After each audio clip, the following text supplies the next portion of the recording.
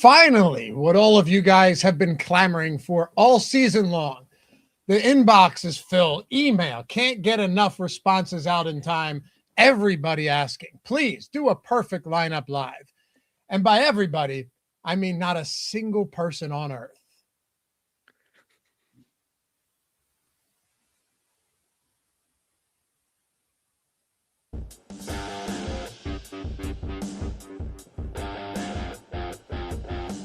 Yo, what's going on, everybody? You are watching The Perfect Lineup, where Josh Engleman and myself, Dave Loughran, look to build the most beautiful lineup known to man. Yes, that's right.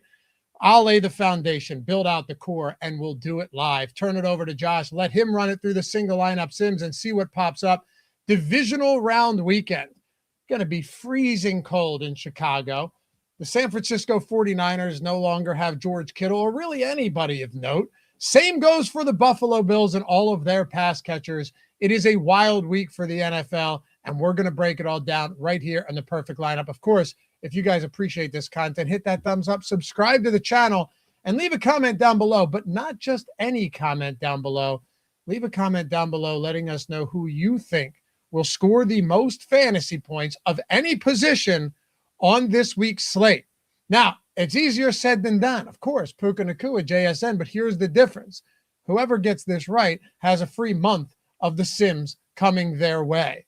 And I think, Josh, we should do any sport at this point because there's only a few weeks left of the NFL. Should be a free month max of any sport, but you spin the wheel. And what that means is that if 86 people guess Puka Nacua and he ends up being the highest fantasy score, it doesn't do them any favors. But if one person ends up guessing, say, I don't know, Trevion Henderson, and he ends up being the highest score, they've got a free month of the Sims coming their way without doing anything else. Zero wheel spin altogether. It's a lot like King of the Court or King of the End Zone or whatever it's called on DraftKings. You don't want to go with the chalk. You're making it too hard on yourself. Find that guy that not enough people are getting to, but can still do what you need them to do. Because obviously, Puka, McCaffrey, JSN, like, where's the fun in that? You want to try to chop that with 40 more people to try to get a free month? No, you want to try to pick somebody random here. Woody Marks. Pick Woody Marks. It'll be the 1 or 2 people at best. Yeah. Stephen Jones, Loveland, Brand Joy, Matthew Stafford. By the way, it can't be in the live comments. You'll have to pop in afterwards and drop a comment. Otherwise, that's a good point. There's no way Josh can track it. There's no way you're going to be able to go through all of the comments in chat. So just pop in afterwards, leave a quick comment down below. Tonjus is actually an interesting one. Again, it could, with the way some of these games have gone, it could be random players. Like there was a world where Demarcus Robinson last week ended up being the highest score. Of course, it's unlikely, but if you take some shots, who knows? I had Matthew Golden for King of the End Zone on Saturday. I was 2 minutes away, Josh. 2 minutes away from Matthew Golden at plus 650. Nobody wanted to bet Matthew Golden. Wait till you see on Tails who I have this week for King of the End Zone. It'll make you guys vomit. But at the same time, you'll go, hey, fella's got a point. Anyway, we're going to build some lineups out right here. Use the single lineup sims to guide us in the direction that we're looking to take. There are a couple of teams, Josh, that stand out. The Rams, we will definitely build one of those. We'll build 3 lineups as we always do. The Rams being one of them. Seattle's a big favorite. Both the Rams and Seattle have 26.5 point team totals on this week, higher than anyone else. DraftKings was kind enough to give us Saturday and Sunday as the main slate. But then there are several other teams that just have low totals. I mean, if you look at the team totals for some of these teams, you have multiple of them below 20. The Niners at 18.5, the Texans at 18.5, the Bears at 21.5, and even the Patriots at 22.5. So that isn't to say that we shouldn't be targeting some of those teams, but absolutely there are a couple teams that stand out amongst the others. Yeah, the lines are pretty dramatic here in terms of targeting specific teams, or I don't want to say ignoring specific teams because there's only 4 games. Like in theory, everybody's in play, but it is a pretty dramatic swing Yeah, I mean, looking at the Rams and at this moment, you look at Puka at 9K being also the most owned guy. You don't see that dynamic super frequently, that the most expensive dude that you can get to is also the most popular guy that you can get to.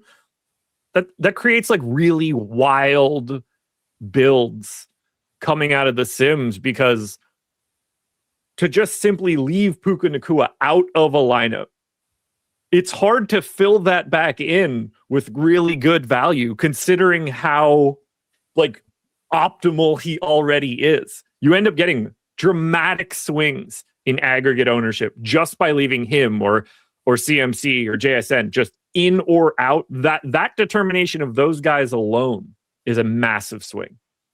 All three of those guys are going to be, I mean, I think specifically Puka Nacua and JSN, very popular, but it goes beyond that too. I mean, if you look at the running back position, and this is something we're doing the perfect lineup live, so I have no problem going into a little more depth than we usually do. If you look at the running back position, what stands out about this more than anything else, and it's almost intimidating, right? It's almost like overwhelming to see some of these guys. Christian McCaffrey's team has a sub 20 total, sub 19 total. He's going to get some ownership for sure, but it's a really difficult matchup. Go beyond that. James Cook in a tough matchup. But then outside of RJ Harvey, who rightfully should be popular, Kyron is in pretty much a timeshare. Ramondre and Henderson are in timeshares. Kenneth Walker and Charbonnet are in timeshares. And even to some extent, DeAndre Swift and Kyle Monangai are in timeshares. So there is not really just a quick plug and play here for who the best running backs are on this slate if you're trying to get different off of guys like McCaffrey or somebody like James Cook. You're going to have to take some shots, and often that's going to land you on guys that are a part of a two-man timeshare. It gets dicey because you're sitting at 50% ownership for McCaffrey and Harvey, essentially. And then it falls off a cliff to a package of like 8 different dudes that are all the same guy, whether that's Walker, Cook, Charbonnet, Kyron, Marks, Swift, Stevenson. These are all 10 to 20% owned. Mm-hmm. And that says nothing for like wild card guys a little bit further down if you're trying to save some salary.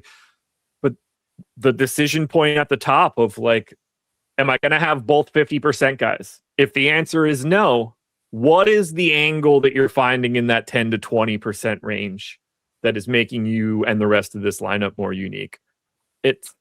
I love this. I'm excited to play this slate this weekend. It's a great slate.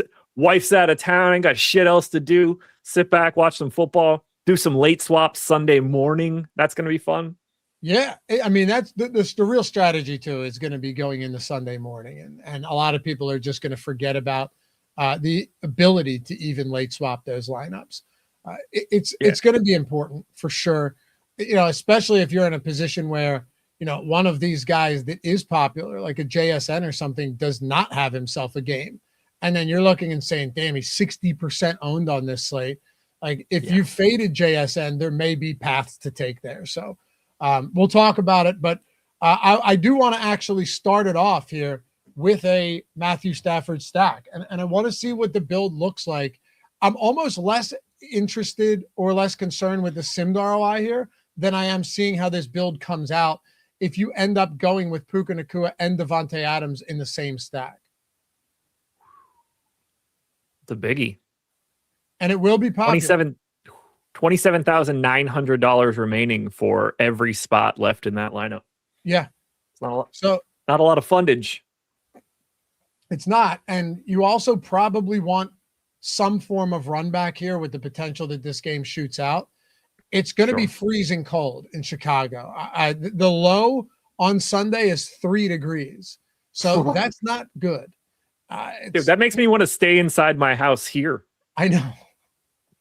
It's going to be probably like 15 degrees at kickoff. You're dealing with a situation where this is not your typical football game. Matthew Stafford, I'm not worried about. We saw last year in Philadelphia, tons of snow. He was fine. I know he's played in a dome in Detroit, warm weather in LA. These guys have been in the league a long time. They've played cold games. And against the Eagles last year, they almost beat them. They were the only team that came remotely close to beating them. So I'm not worried about it. But I do want to run this back. And I think your options here, you go Colston Loveland on the other side of this one. And I'm intentionally building this a little bit chalky just to see where we end up and how it sims and what type of pivots we can make off of some of the chalk. Because just because the lineup's chalky does not mean that it can't win or that it's not the best way to build. Absolutely. Just one question for you, since we were talking about the weather. How do you think Caleb Williams will respond to the cold? We're about to find out, man. Okay. We're just checking. I know you're leading me on that, but I refuse to play that game. The NBA's the NFL's Karl Anthony Towns. Yeah, well, we're about to find out. Look, he doesn't play great when it isn't cold. So they've had some miraculous come from behind wins this year, and I credit them with that because it's not easy to do, and they've done it every single week. You don't expect them to. But at the same time, this guy's completing like 50% of his passes on the season. It's not if you're going up and trying to orchestrate a come from behind win, assuming they're in that position against the Rams, like a team that, unlike Matt LaFleur and Jordan Love, isn't just going to let their foot off the gas in the fourth quarter, that can continue to just crush you. I think that becomes a much steeper hill to climb. But I do expect them to have to throw. If it's not super windy, and it's not supposed to be, if it's not downpouring rain and a ton of snow, which none of that right now is forecasted to be happening on Sunday, then it's just a cold game. It's just a cold game, and they still throw the ball. So I'm not opposed to going with a build like this. The question now becomes, do you want to start adding players in, or do we run something like this on? I want to crank the randomness if we're just going to optimize it from here, because let's crank it. Let's just crank it while we're live. Let's do it. All right, crank it to 15%. You want to do 20? 20, but okay. We'll go 15. We'll go 15. Okay. Now, first one's probably going to just be the optimal. It tends to be that sometimes, but that's fine. Let's see what we got. Actually, you know what? I want to see what the optimal is first. Sure. Little behind the scenes thing. I typically would do the exact same thing, and you guys just don't see it in the edits. Yes, correct. How's that for? Oh, I'm on just the game. I was like, oh, there isn't even a way to do this. You typically don't see that in the edits either. No, we hide that. Okay. So we didn't get anything else from the game, which is interesting. Harvey goes in. Kenneth Walker goes in. Christian Kirk goes in. Tongues goes in. Seahawks D goes in. So that ends up leaving McCaffrey and JSN both out of this lineup. So we went with 2 of the 4 50%ers. Yep. No McCaffrey, no JSN, no James Cook. And I know that he's not quite as popular, but still some of those guys are up there. Run this and just see how it comes out. Because it appears you already locked those guys in. We can clear this afterwards. Run this, see how it comes out, and then we can make some changes. I think Jake Tonjes is probably going to be popular, popping up in the Sims regardless. Christian Kirk, similarly. I tend to do this, and again, we don't talk about this as much when we do the pre-recorded perfect lineup, but I talk to you about this a lot. I'm perfectly fine with eating a little bit of 131.6. So that's a great lineup.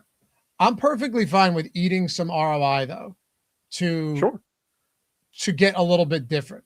So can I still keep this in the green despite not having some of these super popular plays? So maybe in a situation like this, I take out Christian Kirk and I plug in a Jaden Higgins, who I think is going to be a lot less popular. You know, my guess is you're going to get a lot of these guys reappearing in these builds.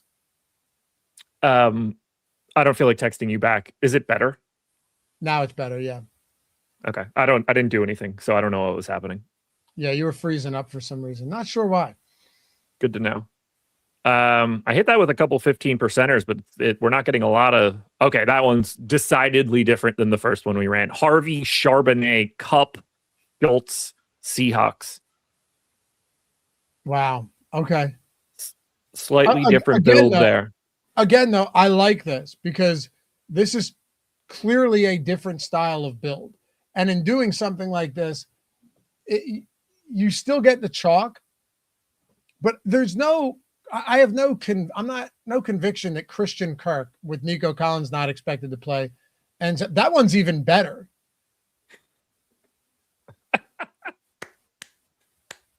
I'm glad that I just generated all of these images to pop up on the screen while we do this show and make it look awesome. Yeah. Someone's like, I ran that. It was minus 40. Yeah. But no, this again it just proves out that like when you can get a little bit different in these spots, this is probably not a lineup that a ton of people want to play. I'll tell you what I love about that. If you want to go back to that for a second, sure. Is that you have Charbonnet and you have Cooper Kupp without JSN. So the leverage on a high scoring team with the highest total on the slate off of JSN, but still double dipping exposure to the Seattle Seahawks makes a lot of sense. If some way the San Francisco 49ers, they plan and successfully kind of limit JSN's production in this game, well, we still have Nakua, who is the spot like that you'd be getting to if you're not getting the JSN from a price tier. And then you have Cooper Kupp and Charbonnet. So this build actually makes a ton of sense. And I'll go a step further. You don't have Christian Kirk, who I think is going to be chalky, but you do have Dalton Schultz. So you have all of these little pivot points off of spots that make this lineup so much better than it would look just staring at it without understanding ownership in context to the slate. I love that you went like 2 for 2 with just absolute nukes out of the gate. I'm trying to generate these as much as I can. I don't know if based on the way that we have this, if it's even possible for our randomness to not get RJ Harvey, but that is what I'm like over. There it is. All right. Walker, Charbonnet, Kirk, Schultz, Seahawks D. So that is a double Seattle running back. Again, no JSN actually kind of makes sense. So in comparison to those first two lineups, it's about 3 points below the first one. It's about 2 points below the second one. The ownership on the third lineup is down 35% from the first lineup we built and down another 24 from the second lineup. This one might be massive too. This one might be the best of all of them because of the ownership cut. And not just... it's not. I was wrong. It's still good. Not just a cumulative ownership that makes a difference, but where the ownership's coming from. Double Seattle running backs is not going to be popular. No, not at all.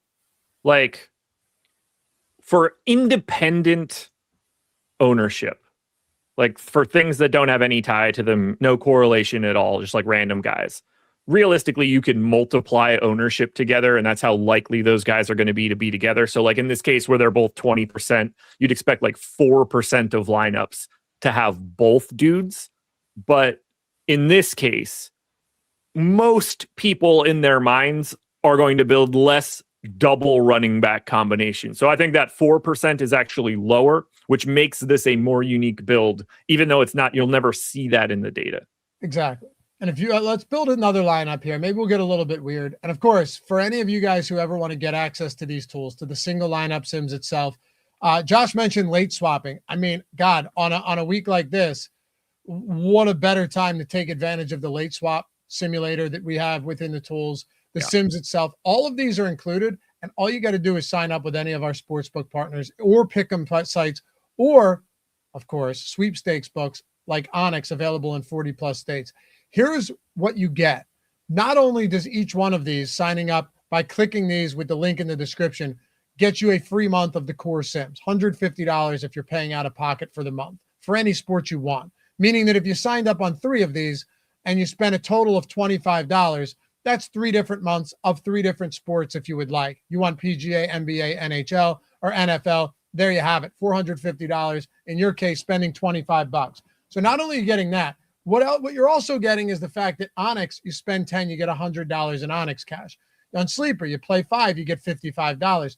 All of these sites, whether it's Pick'em, sign up with a sweepstakes or with an actual sports book, they all have generous sign-up offers that you're getting access to on top of the free months. So if you want that, you want to get access to the tools on top of it for any sport you want, each one of these equals an entirely new month that you can run consecutively or concurrent.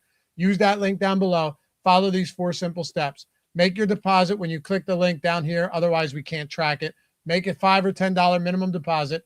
Place a bet or a pick'em lineup. The moment that settles, or whenever you want, not like 5 months later, but say the next day, take a screenshot of your welcome email, your first settled bet, email us at support@stokastic.com with screenshots, and tell us what you want. That's it. And Josh will be the first one to tell you there's no other offer out there like this where you can simply get access to the tools 100% for free and get those bonus offers on top of it as well. It's crazy. Like if you have any interest whatsoever in sports betting and pick'em sites and you're a DFS person, all of these things work in tandem and keep the money in your pockets. You're going to make a deposit at one of those sports books. You were planning to do it anyway. As long as you do it through that link, you're also getting a month of something on our end. So whether that's NFL sims, NBA sims, all the data, the tool that we had on the screen previously that's coming back up shortly, you just get it. And you can get it for months and months potentially if you're in the right spot. If you've never signed up at any of those sites before, you can grab them all, realistically. Yep. Can't beat it. And be like these people who took advantage of it, low stakes players, and ended up turning a tiny bit of money into a large amount of money. Can't beat it, man. All right, so let's go. There are a few options we could go here. You could go Darnold, and you could go crazy with like a triple or quad Darnold stack. It's nuts. You could go CJ Stroud here in a pretty awful matchup. You go Caleb Williams on the other side. The Sims didn't love it when I did it earlier this morning, but who do you want to go with in this? I'm fine with really anybody. I don't think any team is off limits. This will sound weird. I think the one guy that looks worse today than any of the others because of such insane limitations at wide receiver, but also his ability to take everything away from his pass catchers with his rushing upside and nose for the end zone and tough matchup against a great secondary in Denver is actually Josh Allen.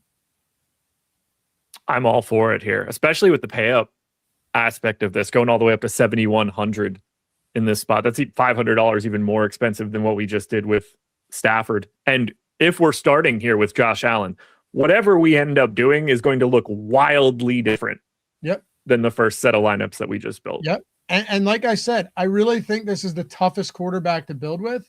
And to some extent, maybe the least appealing, but that's why I want to see what a build looks like with Josh Allen.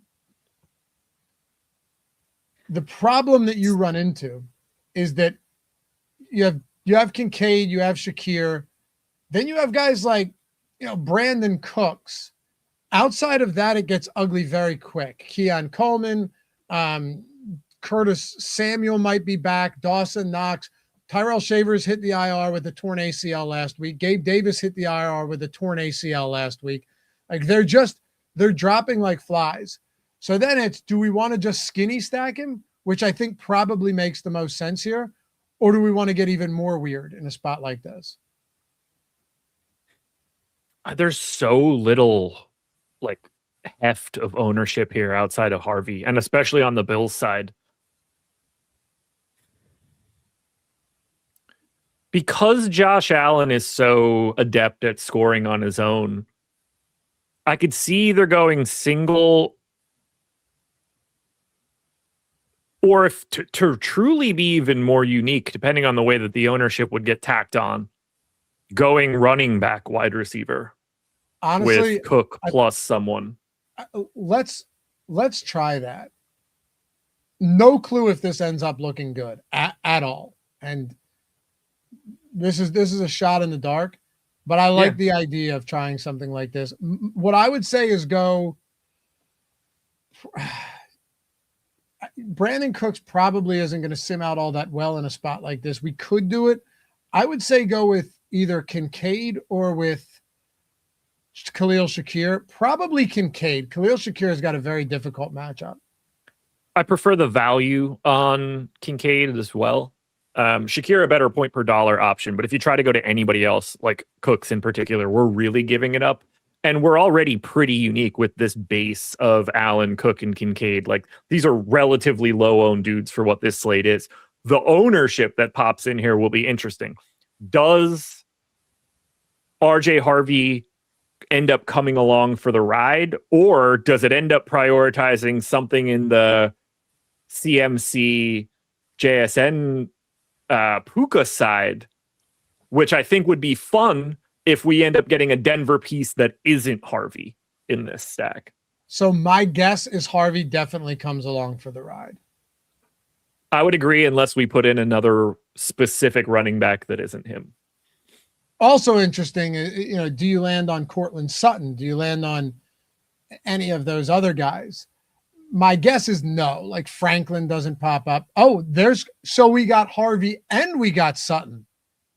Yeah.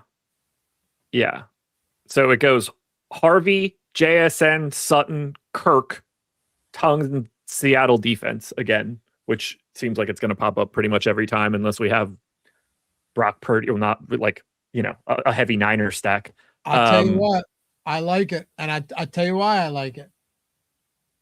It's the first game on Saturday, which makes it even crazier because if this game shoots out, okay, so 33%. This to me that's not bad. I don't expect many Josh Allen lineups where you're stacking him with Cook and Kincaid both to sim out all that well. I know he doesn't look great in the sims to begin with.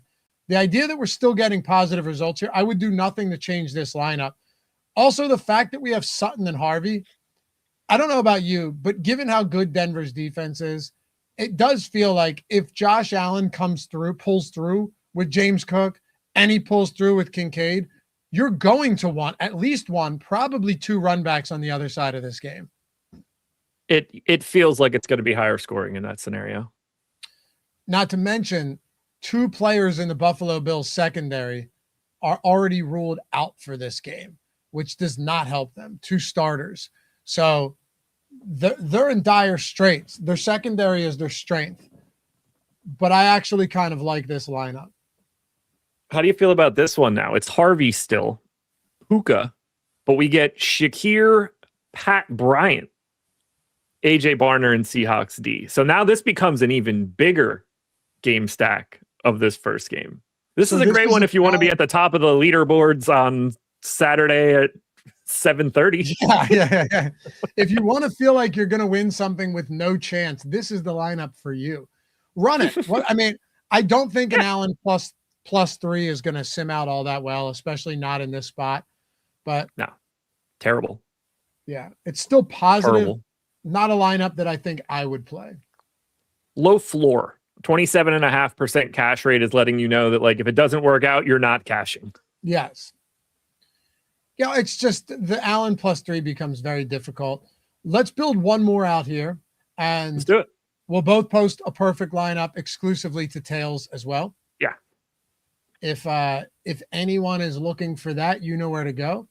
Tails.bet, link in the description, baby. That's all you got to do. And I tell you what, these have been a lot of fun. We've had some good ones this year too. They don't always turn out great, Josh. They're not always going to turn out great, but there are going to be times where we get some pretty sick lineups that pop up that we kind of craft on our own. So if you're not on Tails yet, use that link down below. Also, all of our bets are free. So it's not just this, but it's the fact that Josh posts a ton of awesome NBA bets. He's built out some insane stuff. You can see all the simulations for prize picks and everything else. For me, always hitting those super boosts, king of the end zone, going up on Tails as well, and all of the other props and sides we come up with throughout the week, 100% free. The platform we're building over there is something special, and I think you'll all want to be a part of it, especially if you enjoy this stuff as much as we do. All right. So let's go. Where are you taking me? I don't want to go Purdy here. I know some people are interested in that, just saying, hey, what if Purdy has a game? I get it. I actually understand where you're coming from, but I'm not going to do it. CJ Stroud, I think there's an argument to be made there just because not a lot of people are going to want to play Stroud. I want to say Darnold, but it just seems too obvious. Maybe I'll save a Darnold lineup for Tails. I think we should go with a CJ Stroud build and just see what it gets us to. And here's why I say that. Everyone is cheap. If you double stack Stroud and he just so happens to bounce back from one of the worst quarterback performances somehow and his team wins in a blowout thanks to the defense that we've seen in quite some time, if he can bounce back from that, The fact that there's no Nico Collins means that you could play Kirk and Schultz in this game. Go ahead and plug Kirk and Schultz in and look at what we have available to us. Pretty much everything.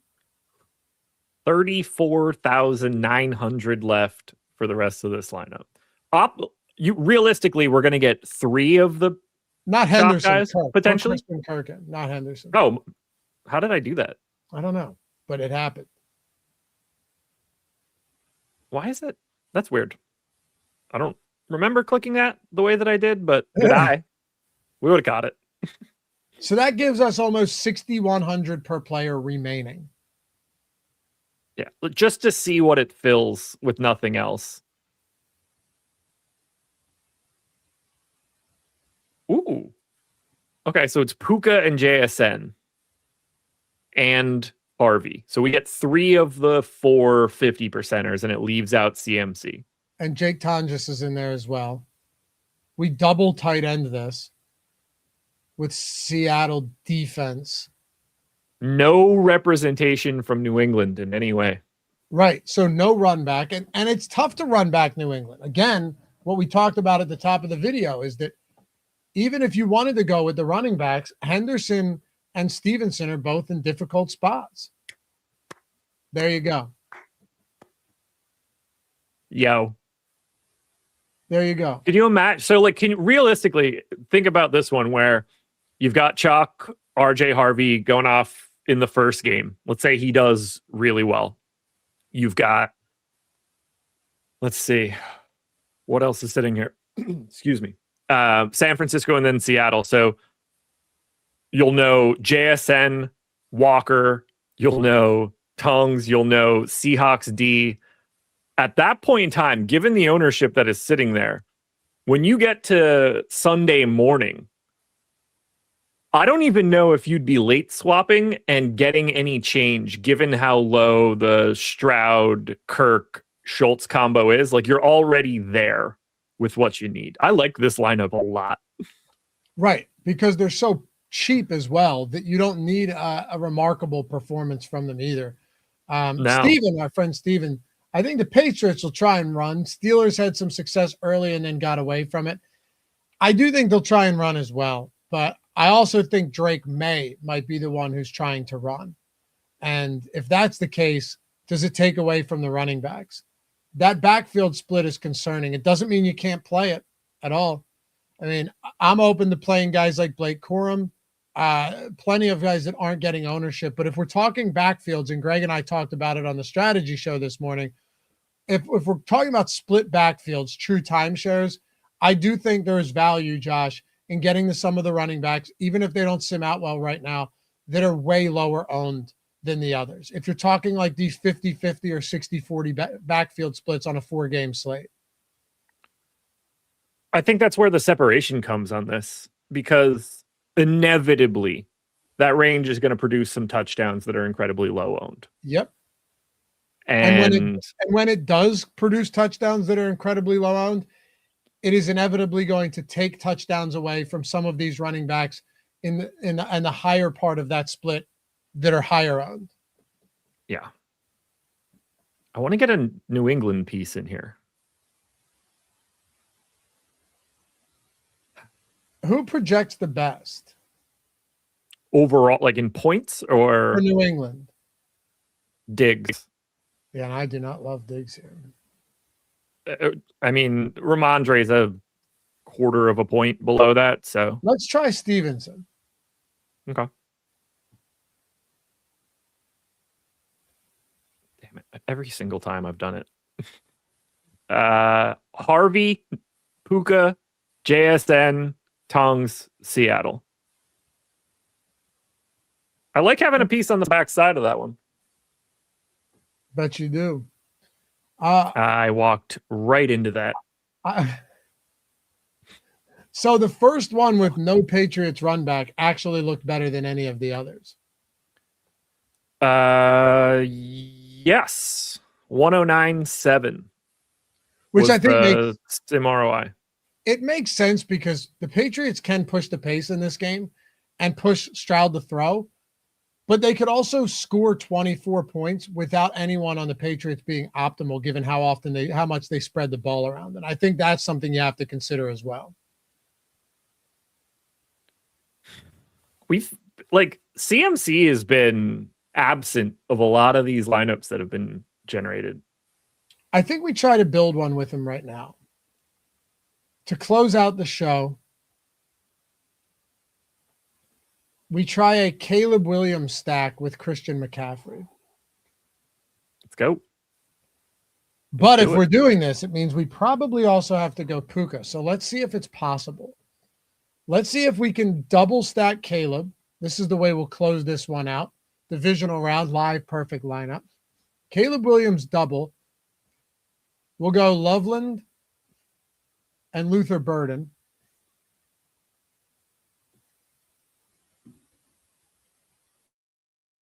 There it is. You have Loveland at flex. I don't think that matters, right? It'll sort it. It'll move stuff around if it needs to. And that gives us under 4,000 remaining per player. So hear me out. So I was in the same game and I was like, dude, it's onslaught season, but there we go. I wanted the 49ers D, and that's what it gave us. Okay. And it gave us Jake Tonjes as well with no Kittle. It's Tonjes. I've been saying tongues. Yeah, that's okay.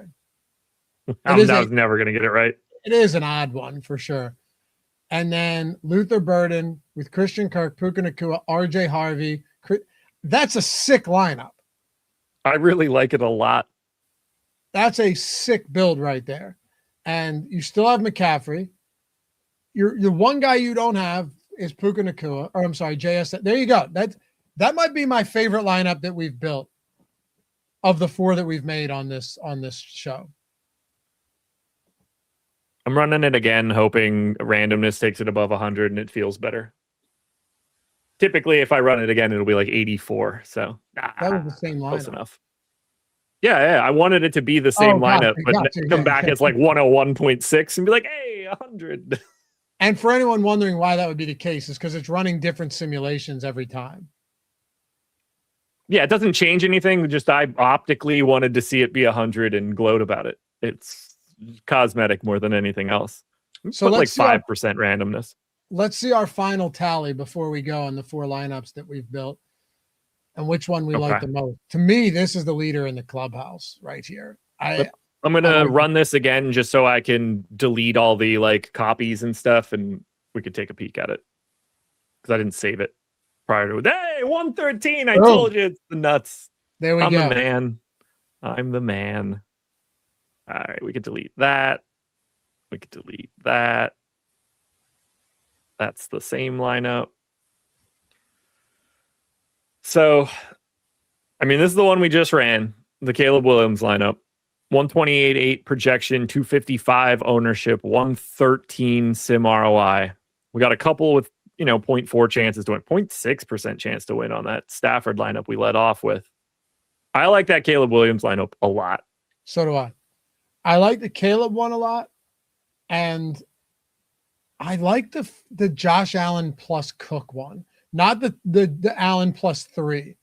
But that one, if you're trying to get very unique on a slate like this, and if you believe that Josh Allen can keep the magic alive, which he's been capable of doing, despite all of the injuries that we've seen all year and, ineptitude at wide receiver, if you think he can do that, this is a really unique build, Josh. It's not going to sim out as well as some of the others, but this is the type of build with the run back on Harvey. The other one had the run back with Cortland Sutton as well. Those type of builds, if a game shoots out and nobody sees it coming, end up winning tournaments. This was good, man. We hit a lot of gems. Yeah. I'm very happy with the single lineup sim performance. You set us up pretty well. I tried, dude. I've been talking about this all week, and I think there's some pretty good spots. So here's what we'll do. In typical perfect lineup form, I open the show, and my friend Josh here closes it out. Do you want me to just sit here and stare off into the distance for 5 minutes to figure out how to close the show? I think the way you typically do it, you'd be like, and that right there is a perfect lineup.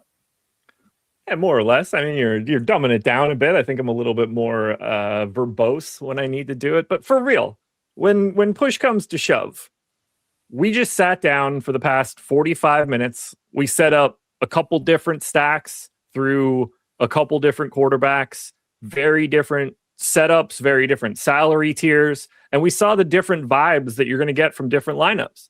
We threw on enough randomness that it really mixed that stuff up. So whichever lineup that you see from what we just did, there's a stack of them here. 120, 120, 130, 120, 130, 120. It does not matter, folks. They are all perfect. Is that what you meant?